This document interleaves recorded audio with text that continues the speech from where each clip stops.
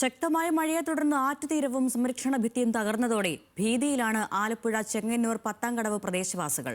വഴി നടക്കാനും വാഹനങ്ങൾ കടന്നുപോകാനും കഴിയാത്ത വിധം പൊതുവഴി ഇല്ലാതായി.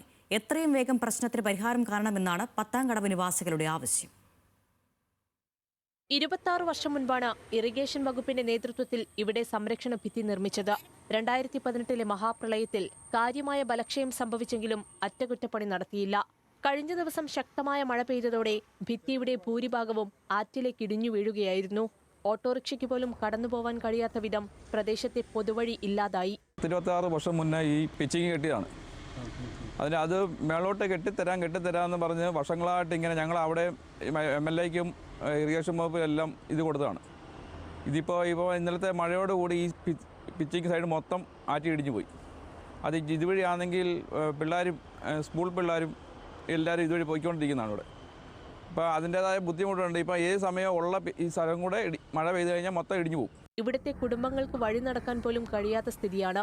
വിഷയം ബ്ലോക്ക് പഞ്ചായത്തിന്റെ ശ്രദ്ധയിൽപ്പെടുത്തിയെങ്കിലും യാതൊരു നടപടിയും സ്വീകരിച്ചില്ലെന്നാണ് ആരോപണം. ബ്ലോക്ക് പഞ്ചായത്തോട്ട് ബന്ധപ്പെട്ടായിരുന്നു. അപ്പോൾ ആ ഒരു ആസ്തി ഇതിൽ നടക്കത്തില്ല.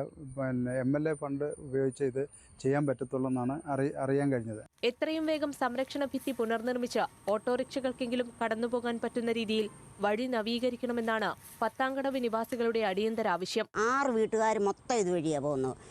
പിന്നെ അങ്ങ് ഈ റോഡിനപ്പുറമുള്ള ആൾക്കാരും എളുപ്പത്തിന് ഇതുവഴി പോകും.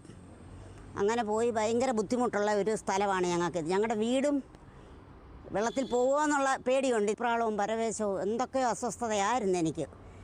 അതുകൊണ്ട് എനിക്ക് ഇതെങ്ങനെയും ഒന്ന് കെട്ടിത്തരണമെന്ന് പഞ്ചായത്ത്, ജില്ലാ പഞ്ചായത്ത്, ഇറിഗേഷൻ വകുപ്പ് എന്നിവിടങ്ങളിൽ പലതവണ പരാതി നൽകിയെങ്കിലും അളവെടുപ്പുകൾ മാത്രമാണ് നടന്നത്.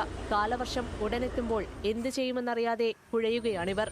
ന്യൂസ് മലയാളം, ആലപ്പുഴ.